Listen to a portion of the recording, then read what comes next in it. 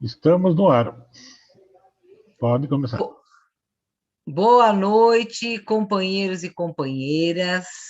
Eu sou Jandira Uehara, sou membro do Diretório Nacional do PT, pré-candidata a deputada estadual e integrante afastada, licenciada agora da Executiva Nacional da CUT. Hoje, nós vamos fazer aqui essa conversa, esse debate sobre a questão da violência política de gênero e a segurança das mulheres na ação militante. Essa é uma iniciativa do PT, do Elas por Elas, que, por sua vez, né, é organizado pela Secretaria Nacional de Mulheres do PT, como forma, né, de oferecer um suporte, né, para o fortalecimento das mulheres nas campanhas eleitorais, assim como cursos de formação para fortalecer as mulheres na política de uma forma geral. Esse debate de hoje é uma iniciativa, portanto, da Secretaria Nacional de Mulheres do PT, através do Elas por Elas.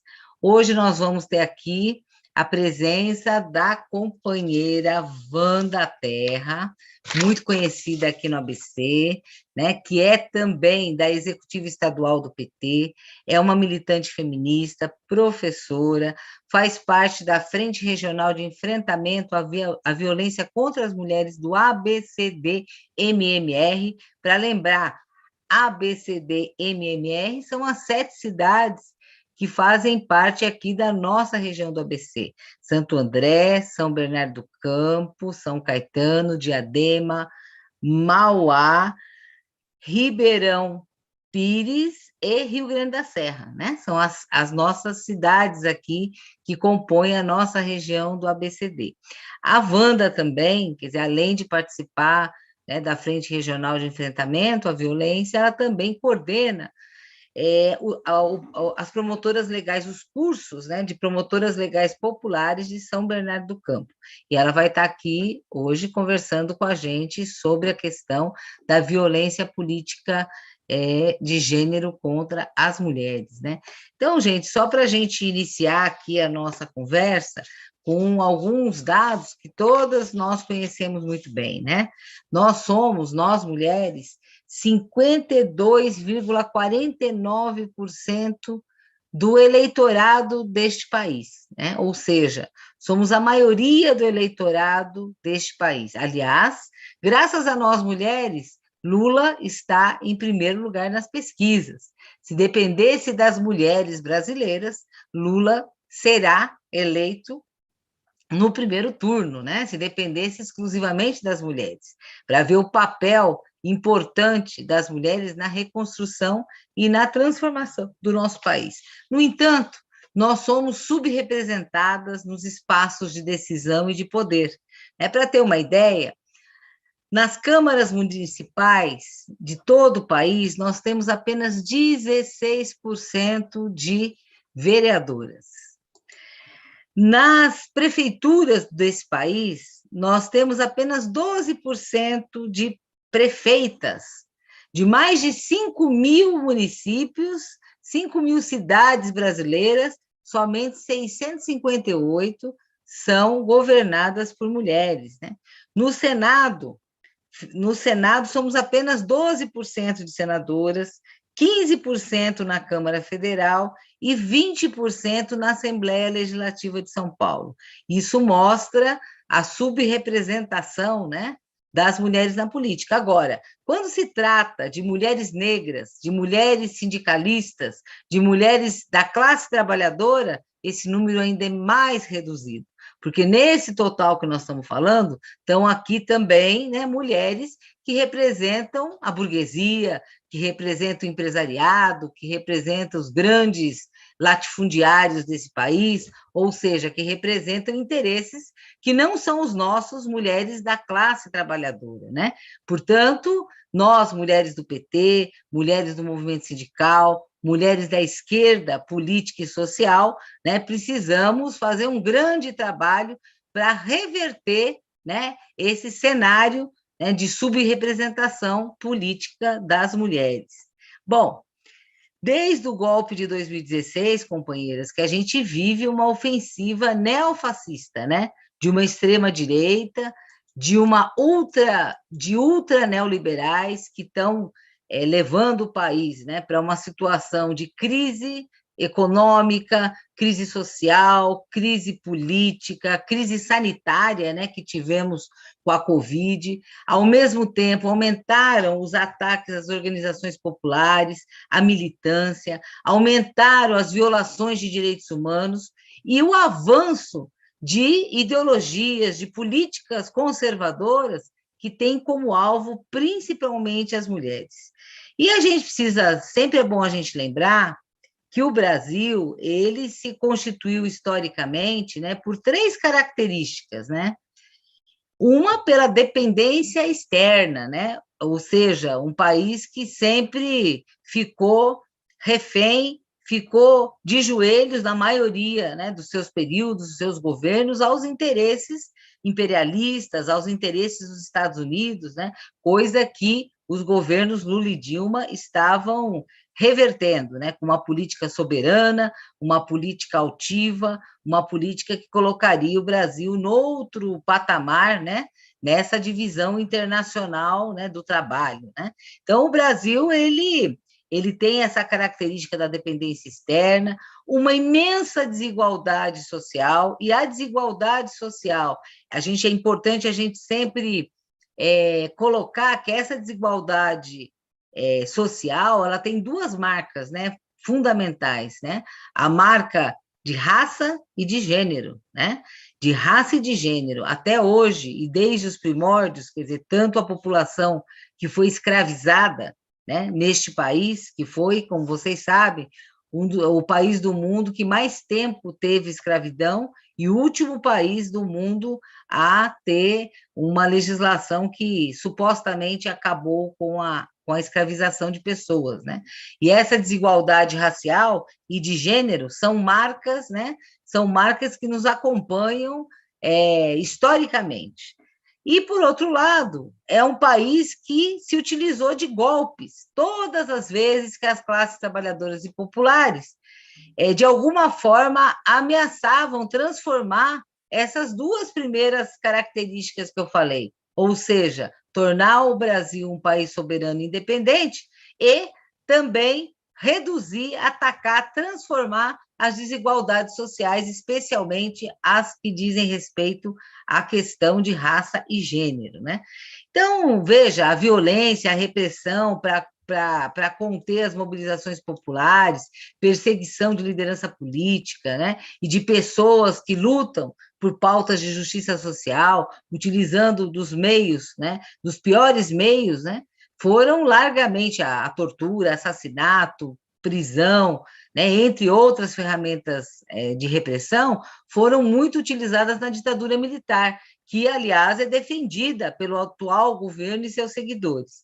Bom, nesse processo de retrocesso político, econômico, ideológico e de crise organizativa que nós vivemos, as mulheres sofrem as consequências de maneira mais violenta e acentuada, né? Uma vez que o patriarcado e a violência contra as mulheres são os alicerces, né, dessa dominação capitalista. Tá certo? E no ultraneoliberalismo isso ainda se acentuou ainda mais, né? Então, veja, foi uma intensa luta, companheiras, feminista, que garantiu o acesso das mulheres a diversos direitos, tanto do ponto de vista trabalhista, como de organização partidária, popular, sindical, e que também mobilizou, né, amplos setores, né, das mulheres contra a violência que é praticada, né, cotidianamente contra as mulheres nesse país e feminicídio. Bom, nos últimos anos, entretanto, foram anos de resistência, né, para a luta feminista, para a luta dos movimentos populares, do movimento sindical, que sofreu um grande revés, né, com o golpe de 2016 e depois com o bolsonarismo e o neofascismo, né? E veja, no neofascismo, para um governo de extrema-direita, a submissão das mulheres é uma prioridade política, né, com toda a violência que isso implica. Bom, só para a gente falar de alguns dados, para a gente ver, né, a situação em que nós estamos, Entre março de 2020 e dezembro de 2021, que é o período que marca o isolamento, né, social por conta da pandemia, foram 2.451 feminicídios e mais de 100 mil casos de estupro e estupro de vulnerável, né, meninas. Em 2021, uma mulher foi vítima de feminicídio a cada 7 horas, e uma menina ou mulher foi vítima de estupro a cada 10 minutos. Isso considerando só os casos que chegaram até a polícia, que a gente sabe que há uma subnotificação, né? Então, veja, a violência política de gênero, por outro lado, né, ela se acentuou nesse cenário, tá certo? Porque as mulheres que ousam lutar, que ousam se organizar, também têm sido vítima, né, de violência política, que é uma violência que passa não só pela agressão física, mas também psicológica, econômica, simbólica, né, contra uma mulher para tentar impedir ou restringir o seu acesso à militância política, uma militância política no sentido amplo, né? Na luta pelos seus direitos, né? Pelos direitos sociais, pelos direitos políticos, né? E mesmo restringir o acesso às funções públicas, né? Então, nesse período, nós vamos colocar um marco importantíssimo, né? Que foi, quer dizer, o assassinato da Marielle em 2014, até hoje sem solução, né? A Comissão Pastoral da Terra indica que em 2021, que foi o ano mais violento, né, de violência no campo desde 2016, 68 casos, tá certo, de mulheres, né, atacadas nesse processo. Isso sem falar, né, de centenas de mulheres indígenas, né, nesse verdadeiro genocídio que está acontecendo no campo, no país, né? Então, é uma violência sistêmica que só um profundo processo de redemocratização do país pode reverter, né? E agora mesmo a gente está vivendo um processo em que parlamentares da esquerda são desrespeitadas de forma criminosa, desrespeitadas, ameaçadas, né? A deputada estadual Isa Pena, tá certo? Sofreu assédio, abuso, né? Sexual em pleno plenário da Assembleia Legislativa de São Paulo, né? A vereadora Tainara de Araraquara, a Paola Miguel, né? A Duda Hidalgo, né? Todas vereadoras, né? Atacadas por violência política de gênero. E agora, mais recentemente, ontem, nós estávamos numa mesma live, nesse mesmo debate, com companheiras da região de Campinas, né? E a vereadora Guida Calisto, do PT de Campinas, né, vereadora, mulher combativa, socialista, feminista, negra, tá certo? Ontem ousaram, vereadores bolsonaristas, entrar com um pedido de CPI para a cassação da vereadora Guida. E por quê? Porque a vereadora cumpre o seu papel, tá certo? De uma vereadora combativa, de uma vereadora, quer dizer, totalmente a serviço das causas, né? Das causas do combate ao racismo, das causas dos direitos da classe trabalhadora, e produziu um belíssimo trabalho, um maravilhoso trabalho que chama Territórios Negros, que resgata, né, toda a luta cultural, a luta social da população negra de Campinas, e isso foi o suficiente para incitar, né, a ira, né, desses extremistas que atuam naquela região. Claro que nós não vamos permitir que isso aconteça, nenhum passo atrás, a nossa total solidariedade ativa em defesa do mandato da vereadora Guida Calisto. Ainda para ficar em exemplos próximos, Manuela Dávila, que foi deputada federal do PCdoB, que foi vice do Haddad na eleição em 2018, desistiu da candidatura ao Senado, tá, por sofrer ameaças constantes, né? Então, a situação é tão preocupante que foi aprovado o ano passado uma lei, a Lei 14.192, que estabelece normas para tipificar como crime eleitoral essas ações que buscam constranger, assediar, humilhar, perseguir, ameaçar a condição, né, das mulheres, né, no parlamento, tá certo?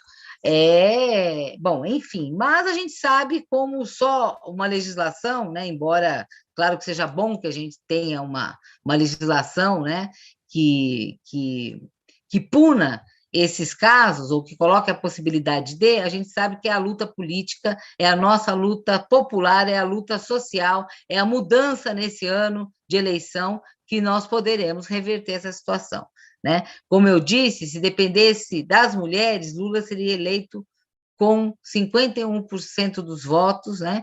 E está numa crescente. Em março era 48% e já estamos agora em 51%. Porque isso é consequência de que as mulheres é que sofrem mais violentamente os efeitos da crise que Bolsonaro e sua gangue chafurdaram o país, né? Vamos só lembrar que nós temos, antes falava assim, 19 milhões de pessoas passando fome, agora saiu um estudo que 33 milhões de pessoas estão passando fome no Brasil e 73% delas são mulheres e crianças. Isso sem falar no desemprego, sem falar, quer dizer, nos salários mais baixos das mulheres, historicamente, quase 30% a menos do que ganham os homens, isso sem falar na condição das companheiras, das mulheres negras, que sofrem ainda mais fortemente tanto o desemprego quanto os menores salários, né? E, assim, essa oficina que a gente está fazendo, tá certo? Que hoje começa com debate, amanhã teremos presencial com várias companheiras, essa oficina já está acontecendo em Campinas, com a presencial no sábado, nós teremos amanhã em Diadema, com companheiras de toda a região, teremos também na capital, mais no final do mês. É uma iniciativa, como eu já falei, do projeto Elas por Elas, para aprofundar o debate e, principalmente, as ações de segurança, né, dos direitos humanos das mulheres militantes e dirigentes da classe trabalhadora. Nós vamos agora, já estamos num processo, né, eleitoral, as mulheres são, quer dizer, alvo de todo tipo de violências, e nós precisamos preparar nossas companheiras e, principalmente, os nossos coletivos para atuar de forma segura, nenhum passo atrás, tá certo? Medo todo mundo pode ter, mas o medo não pode mobilizar ninguém, mas nós temos que ter cuidados, né? Cuidar umas das outras, tá certo? Para que a gente possa cumprir o nosso papel histórico de reconstruir e transformar esse país nessa janela histórica que se abriu, né? Com condições da gente ter novamente o presidente Lula, né, no comando desse país, e em São Paulo, Fernando Haddad. Então, assim, para já ir finalizando aqui para passar para a Wanda, né? Então, esse projeto quer contribuir nessa construção coletiva e no fortalecimento de uma cultura de segurança preventiva a partir da especificidade da violência política contra a mulher, né? Então, nós queremos contribuir para que as mulheres, né, que estão militantes, compreendam a violência política de gênero nesse contexto da crise estrutural do capital e do patriarcado, né? E, ao mesmo tempo, contribuir para que as mulheres envolvidas reconheçam a relação das ideologias neofascistas com a opressão de classe, gênero e raça, né?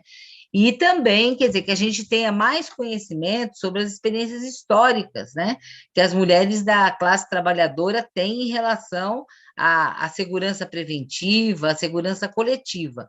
E também que a gente possa construir, ao final desse processo, recomendações, protocolos de segurança preventiva das mulheres, tanto para atividades de massa, como atos políticos, quanto a proteção individual em diversas situações, inclusive de segurança digital.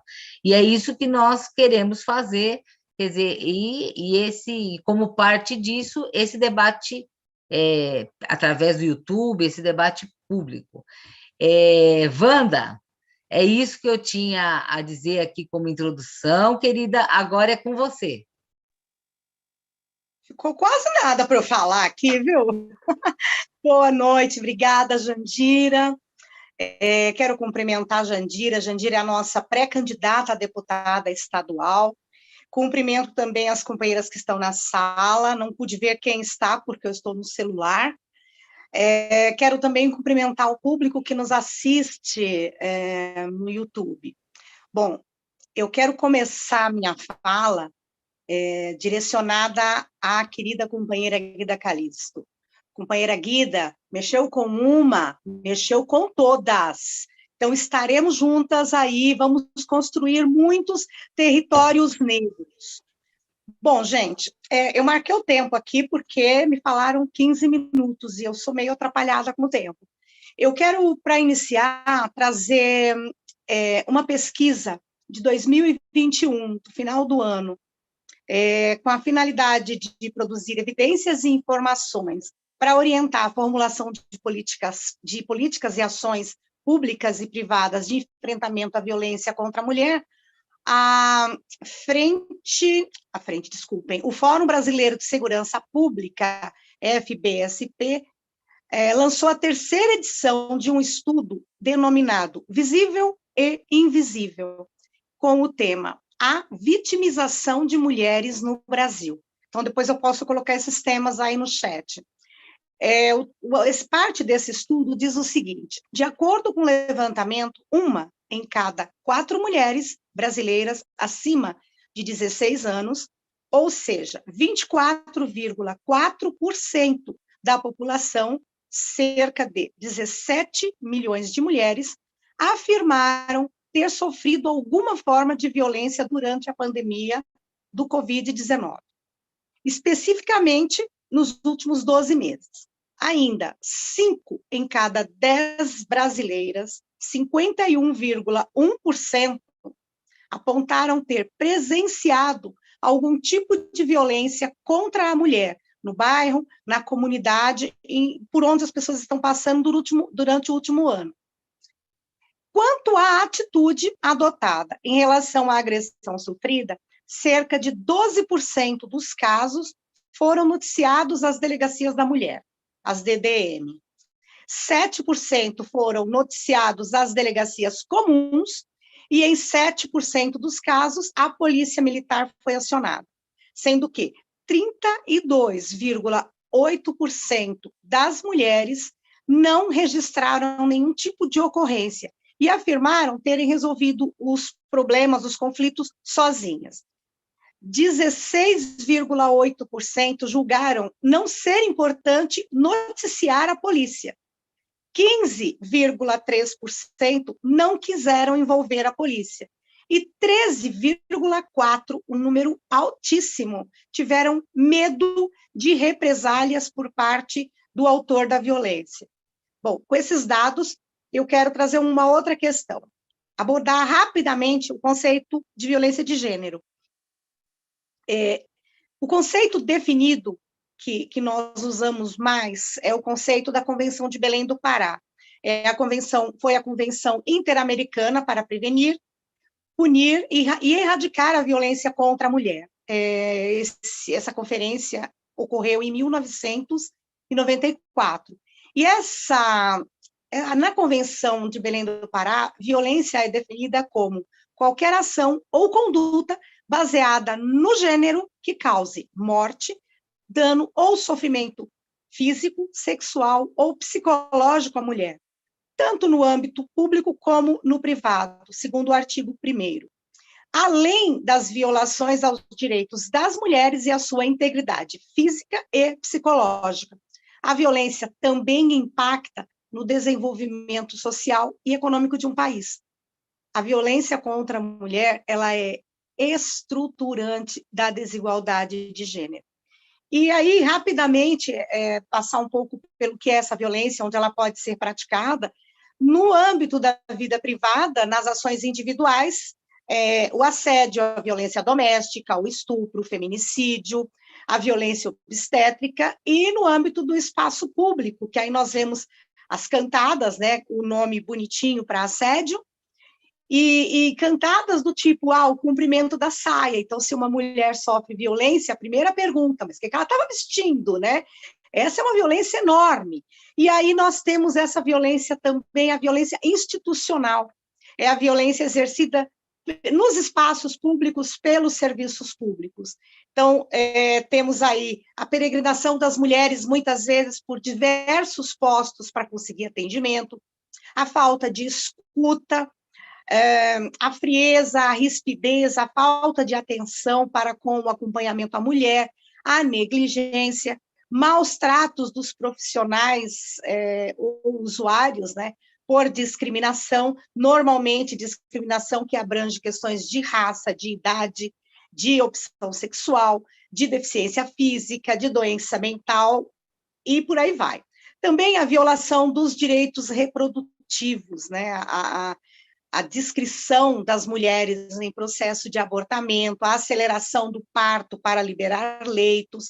Nós vivemos um processo assim, aqui na cidade de São Bernardo. Um médico, ao perceber que a mulher havia abortado, ele algemou a mulher na maca e chamou a polícia. E o que o movimento de mulheres fez? Foi para a porta do hospital, né? Porque nós não podíamos aceitar. Cadê a ética desse médico, né? Um outro ponto interessante também, a desqualificação do saber prático, da experiência de vida, diante do saber científico, também é uma violência contra as mulheres. As mulheres lésbicas, bissexuais, trans, são as que sofrem imensa violência, em função da sua orientação sexual, violências verbais, psicológicas, estupros corretivos e por aí vai. Uma outra forma de violência é o tráfico e a exploração sexual de mulheres, de meninas, de jovens.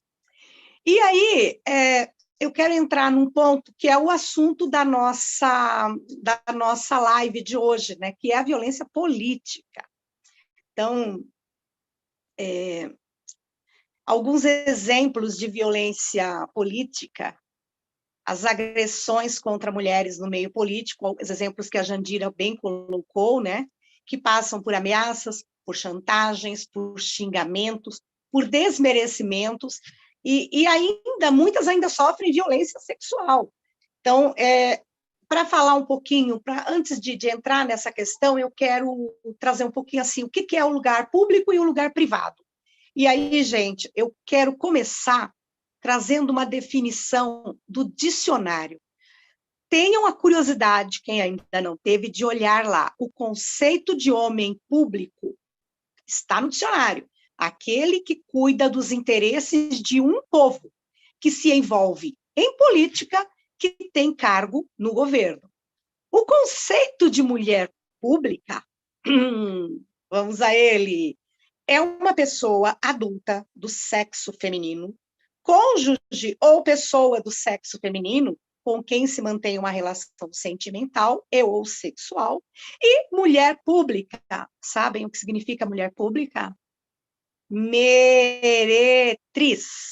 Então, percebem como é distante, gente, o conceito de homem público ao homem público, é aquele que cuida dos interesses da população. A mulher pública é a meretriz, né?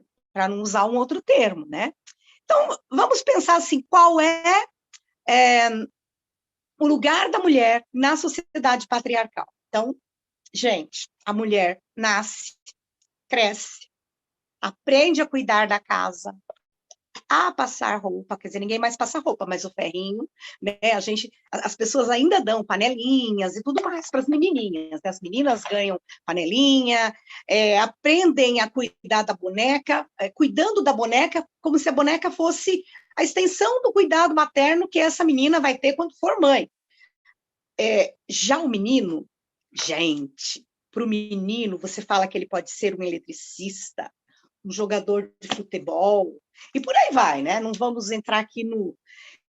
Bom, ainda hoje nós temos, assim, esse conceito da fragilidade da mulher, da extensão do cuidado, ele reverbera para a vida das mulheres. E para algumas profissões, nós temos ainda hoje, uma noção, ainda existe muito, ainda paira na nossa sociedade, a noção de que a educação ela é uma extensão do cuidado materno, ou seja, ela é um assunto doméstico que irrompe na esfera pública.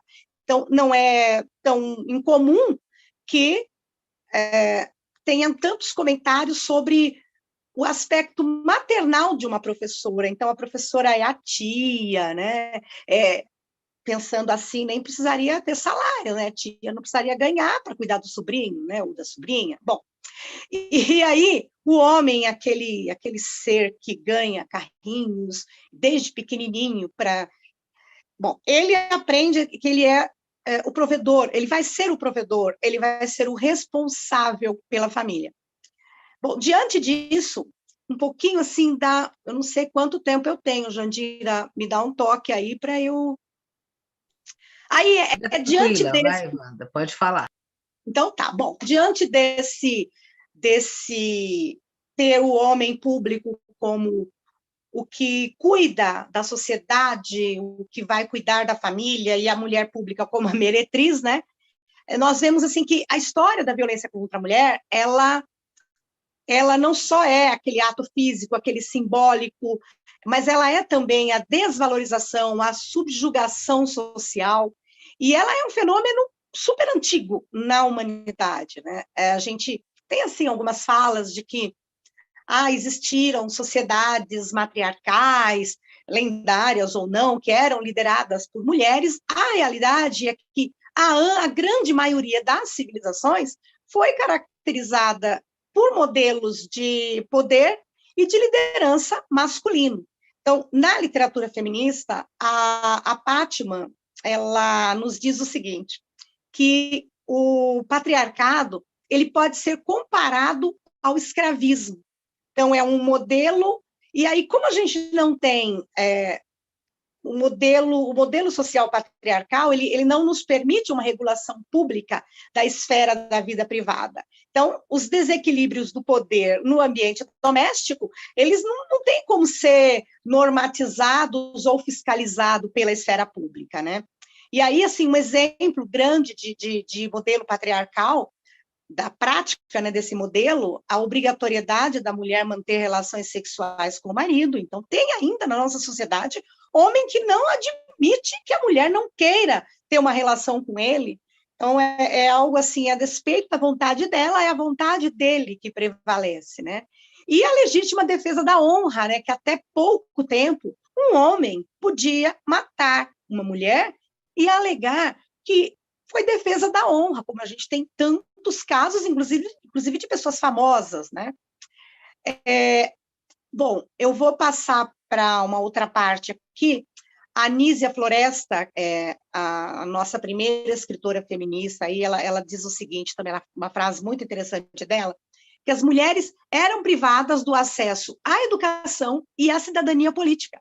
Além disso, eram extremamente reprimidas em sua sexualidade, consideradas irracionais e incapazes, e controladas em tudo. Prova disso que só em 1827 as mulheres puderam frequentar escolas.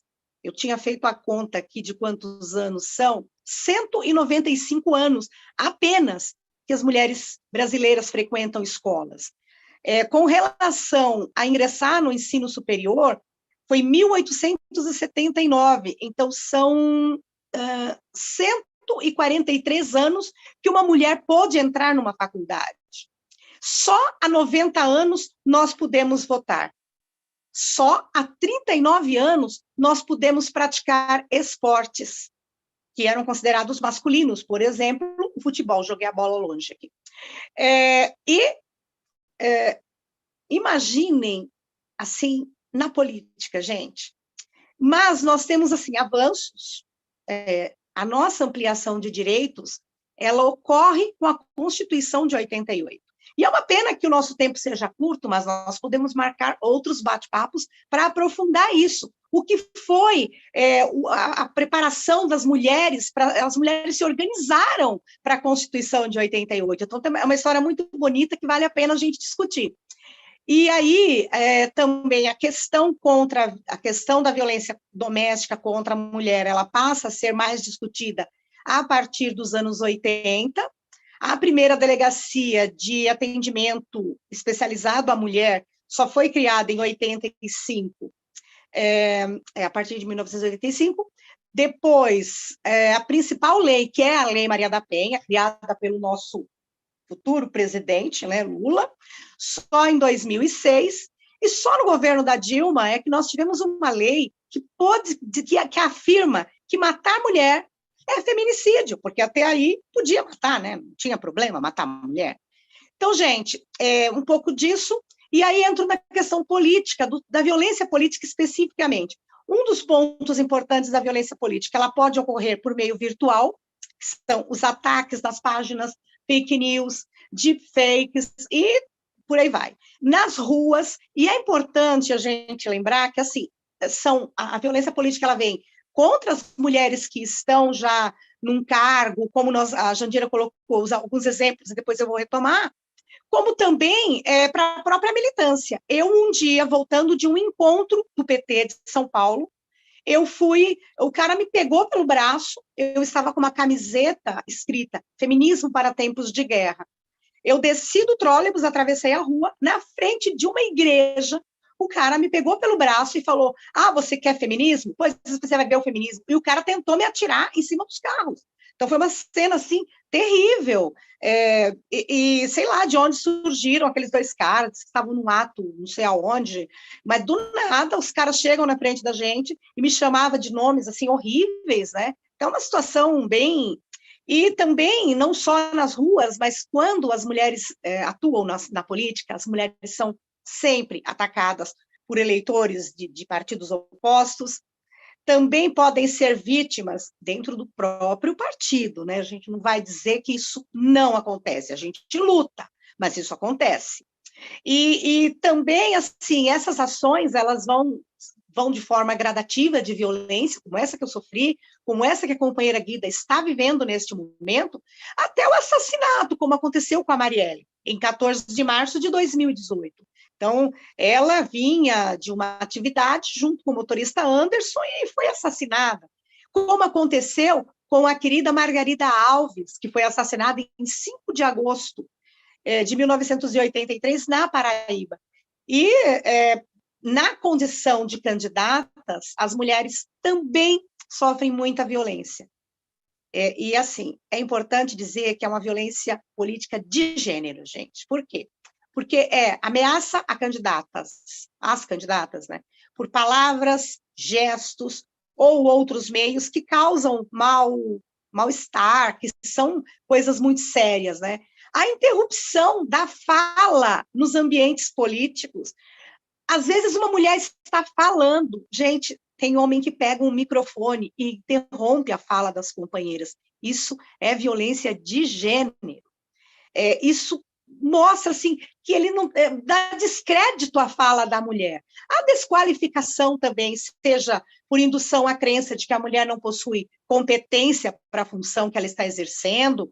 Uma das coisas que a gente vê muito, sempre que se fala nas mulheres candidatas, mas elas estão preparadas? Ninguém pergunta se o homem está preparado, mas sempre se questiona, mas essa mulher está preparada? Outro ponto, assim, que é bem violento na época, durante o processo eleitoral, que é a violação da intimidade da mulher por meio de divulgação de fotos íntimas, de dados pessoais, de e-mails, inclusive de montagens de fake news.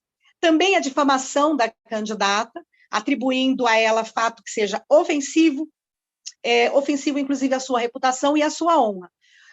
Outro ponto bastante importante, né? O desvio de recursos de campanhas das candidaturas femininas para as masculinas. E isso acontece muito.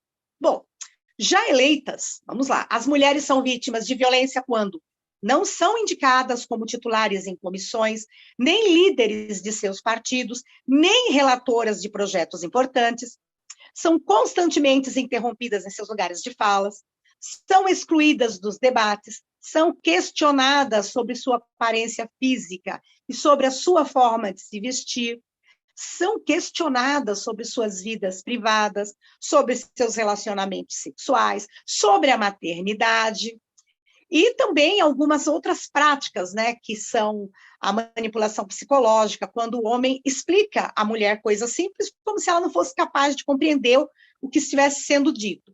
A interrupção de pensamentos, quando também ele se apropria das ideias da mulher, e aí vários exemplos, como já foram colocados aqui, a companheira Ana Nice, aqui em São Bernardo, nossa vereadora, ela ficou por 4 anos sendo a única vereadora, e ela era frequentemente interrompida, frequentemente agredida no plenário.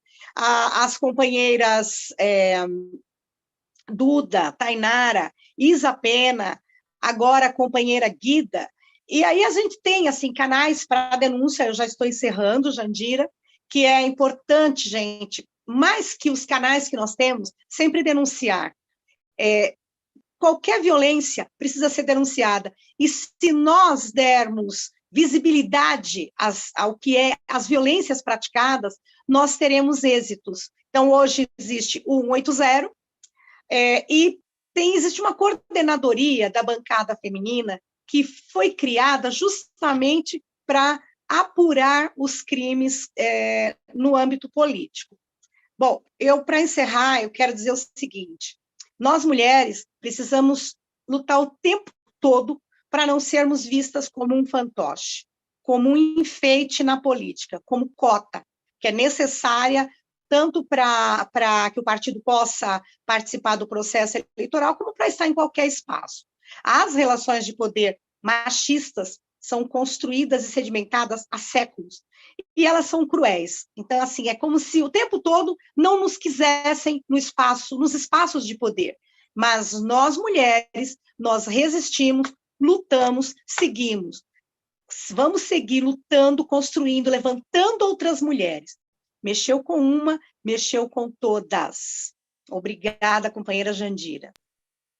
Obrigada, Wanda. Então, companheiras, nós temos aqui a companheira Renilva, a Estela, a Dani, a Cida, Maria Aparecida Azevedo, a nossa querida Cida Pop aqui na sala. Nós ainda temos, são 19h47, 10 minutos, né, a programação, né, dessa conversa, dessa live é de 60 minutos, de 1 hora. Então, se alguma companheira quiser fazer alguma consideração, companheiros que estão na sala ou que estão no chat, deixa eu ver aqui, estejam à vontade.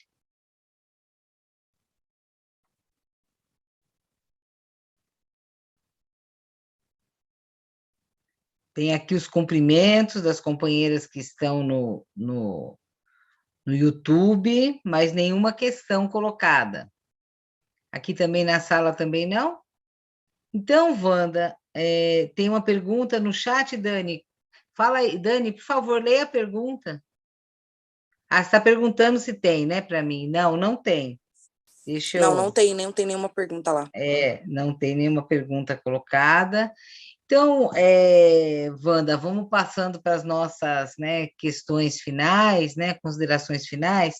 Eu queria, acho muito importante esse quadro muito completo que a Wanda deu, né, sobre as diversas formas, né, da violência em geral, mas em particular da violência cotidiana, né, da violência política, né, cotidiana que a gente vive, né, nessa sociedade machista, patriarcal, e agora num período onde tudo isso é ainda estimulado, né?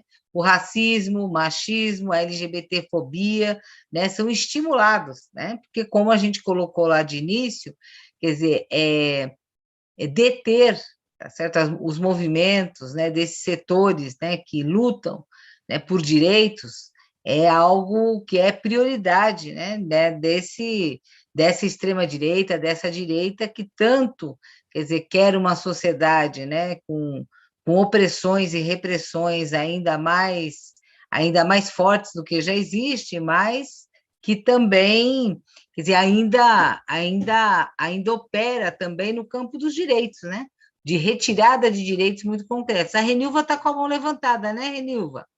Então, vamos lá, vamos passar aqui a fala para a Renilva. Abre aí o microfone, Renilva.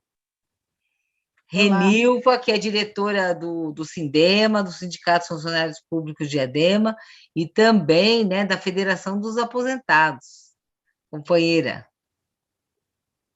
Boa noite, gente. Estou aqui curtindo uma bela de uma crise de rinite e agora a gripe veio para completar. Estou de bolho praticamente 2 semanas, tá? Mas eu pedi, Jandira, primeiro para cumprimentar, né? Especialmente você e as demais companheiras que estão aqui na sala, tá? Agora há pouco eu pedi o link para a menina, né? Infelizmente, amanhã eu não vou conseguir participar, porque eu penso que é melhor eu ficar quieta mais uns dias, tá? A situação ainda não está controlada, né? Então, eu não vou me expor e muito menos expor as companheiras, tá? e parabenizar, porque eu tenho, assim, meio que de longe, mas eu estou acompanhando, né, a sua agenda e as suas jornadas, já tenho conversado com pessoas que, né, já estão dando aí o feedback e tal, né, da sua caminhada aí e tal, e, assim, infelizmente, né, o tema de hoje, eu fico meia, sabe, com dificuldade de falar, porque é um assunto que a gente gostaria muito de não precisar mais, né, tocar nesse assunto, né, em pleno 2022, ainda temos que falar disso e da maneira que as coisas estão acontecendo, né.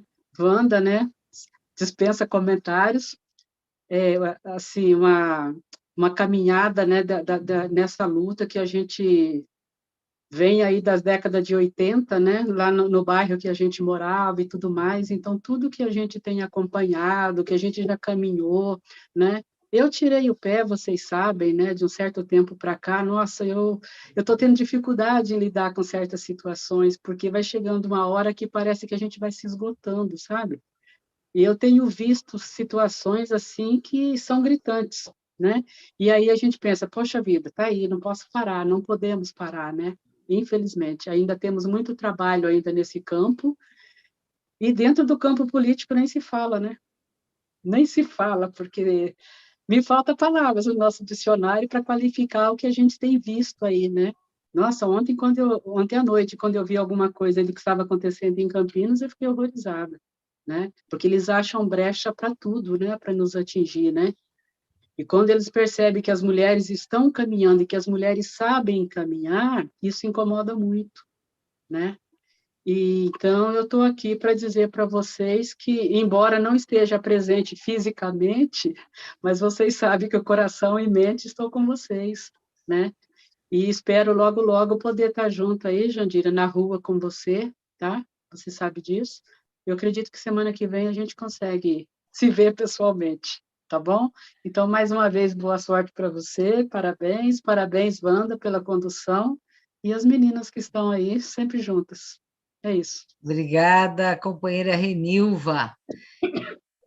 E é isso aí, Renilva, nós precisamos, quer dizer, nós agora, né, estamos num processo muito importante esse ano, então esse é um ano que a gente tem que fazer luta, que a gente precisa, principalmente, reencantar as mulheres, reencantar a classe trabalhadora, reencantar a juventude, numa perspectiva de reconstrução desse país, mas não só de reconstrução, né, de transformação profunda no Brasil, né? Nós, brasileiras, brasileiros, quer dizer, podemos viver num país muito melhor.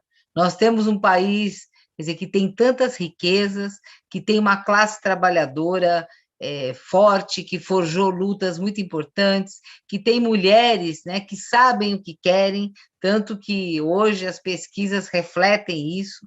Temos uma maioria de mulheres, né, que estão cada vez mais conscientes, né, do seu papel político-social, mas, sobretudo, da possibilidade que nós, juntos e juntas, temos de fazer realmente uma transformação nesse país, de modo que a gente possa construir uma sociedade sem nenhum tipo de opressão, seja de raça, de gênero, né, de etária, ou qualquer tipo de opressão, e também sem exploração de classe, né? Aliás, é isso que nos diferencia, nós, mulheres, feministas, socialistas, né? Que nós temos uma perspectiva de classe, né, Wanda? Quer dizer, nós somos as mulheres da classe trabalhadora, né? Nós somos as mulheres que não admitem, né, a exploração de mulheres, inclusive por outras mulheres, não é isso? Então, acho que esse é um recorte fundamental, né?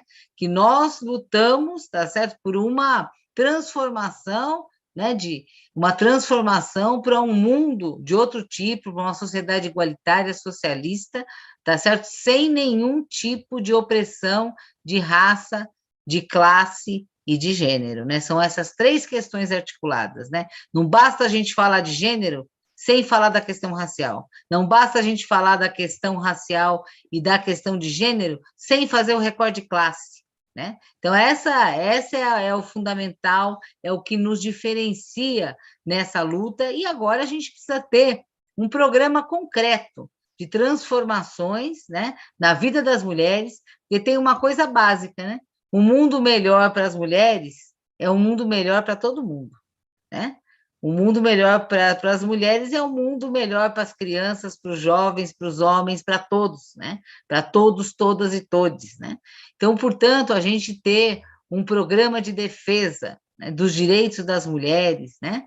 De novos direitos, de resgatar direitos que foram retirados, mas também de abrir caminho para novos direitos, é fundamental nesse processo que nós vamos viver esse ano. Por isso, quero encerrar e aí passar para a Wanda, dizendo que nós precisamos investir fortemente, Renil, a gente não pode desanimar. Tá? Nós temos que investir muita energia política para fazer comitês populares de luta com a pauta feminista, com a pauta das mulheres, organizar, né, as mulheres, as juventudes, a classe trabalhadora, para que a gente possa ganhar as eleições esse ano, assegurar, né, que Lula tome posse, porque estamos a todo momento com ameaças, né, desses fascistas, da extrema-direita, e também, principalmente, estar organizados para poder apoiar, sustentar e mobilizar por mudanças profundas, né, pela reconstrução do país, mas também pelas aquelas mudanças estruturais que a gente precisa para ter aquilo a que toda a classe trabalhadora, que todas as mulheres têm direito, né? Que é uma vida melhor, uma vida segura, uma vida com trabalho digno, uma vida com moradia, com saúde, com educação, com direitos reprodutivos, uma vida onde esse trabalho todo que a gente tem a vida inteira, né? Esse trabalho que garante o trabalho social, que é o trabalho reprodutivo, seja compartilhado, né? Que a gente tenha cada vez mais serviços do Estado para tirar essa carga, né, das costas das mulheres, ao mesmo tempo que isso também precisa ser compartilhado na vida privada, né? Mas que a gente tenha, quer dizer, uma outra situação e uma outra condição para as mulheres do nosso país e do nosso estado de São Paulo, que por ser o estado mais rico do Brasil, tem muita, mas muita política que pode fazer, inclusive para servir, né, de carro-chefe, de exemplo, né, para todo o país. E é isso que a gente espera conquistar no próximo período.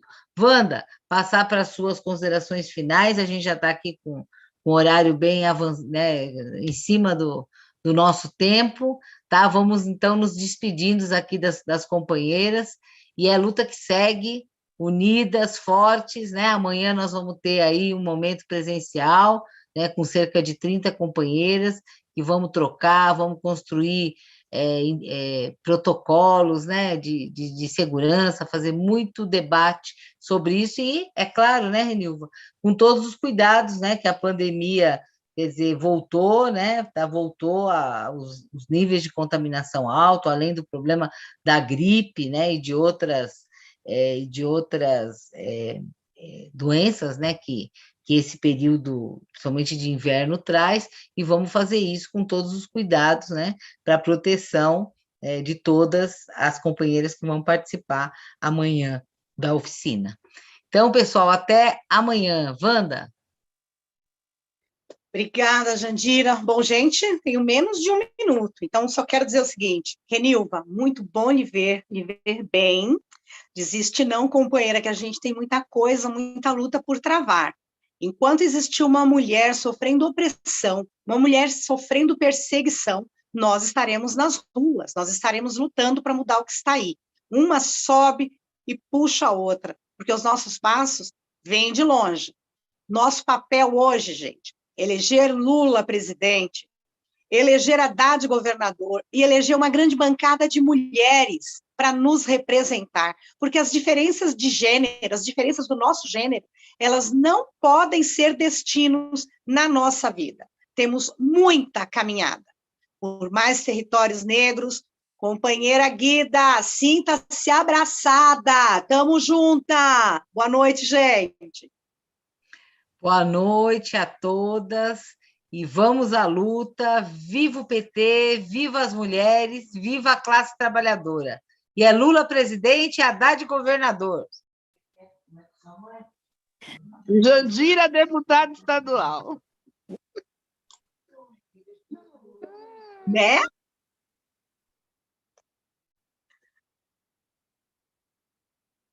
As equipes ainda não têm indícios do paradeiro de Bruno Pereira e de Tom Phillips. A justiça determinou que o governo federal reforce o Emílio. trabalho que os dois desapareceram. É nóis. Saiu do ar já, né? Pedido da Defensoria Pública da União. Emílio já está... Indígenas do Vale do Javari. Tem uma interferência, eu acho que já encerrou a transmissão. Bom, meninas, vamos saindo da sala. O Emílio não responde aqui, o Emílio estava nos ajudando aqui na parte técnica, ele não está respondendo aqui, a gente pode ir saindo da sala. De qualquer maneira, se ainda estiver no ar... Não, acho que não está, não. Não está. Está Não? escrito ao... Não sei. Eu não consegui ver aqui. Tem um ao vivo aqui. Não, eu acho que já acabou a transmissão ao vivo. Bom, Jandira, então vamos lá. Boa noite. Boa noite, companheira. Eu vou esperar todo mundo sair para sair também.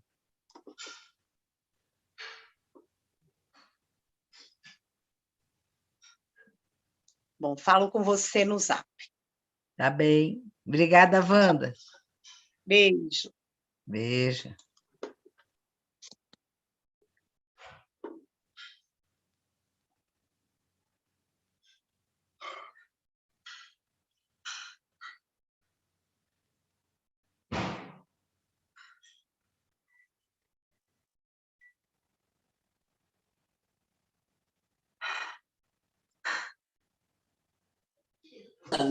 Todos os recursos disponíveis para um reforço.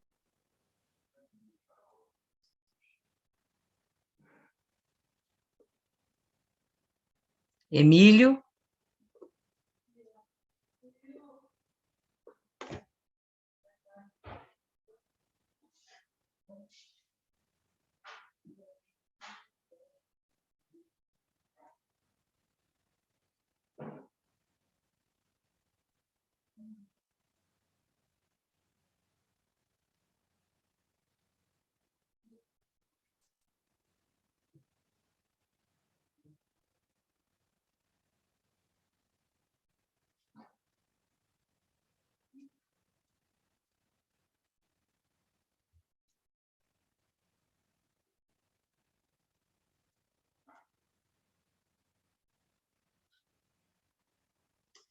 Emílio.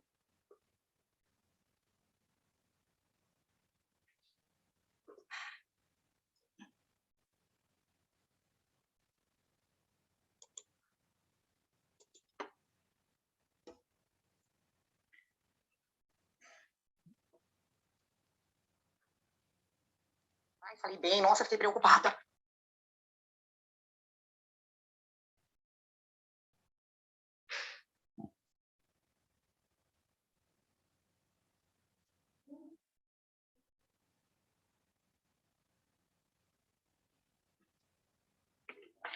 Jandira, eu vou jantar agora, eu já vou, assim que terminar de jantar, eu já vou fazer a lista de presença, deixar tudo bonitinho, tá bom?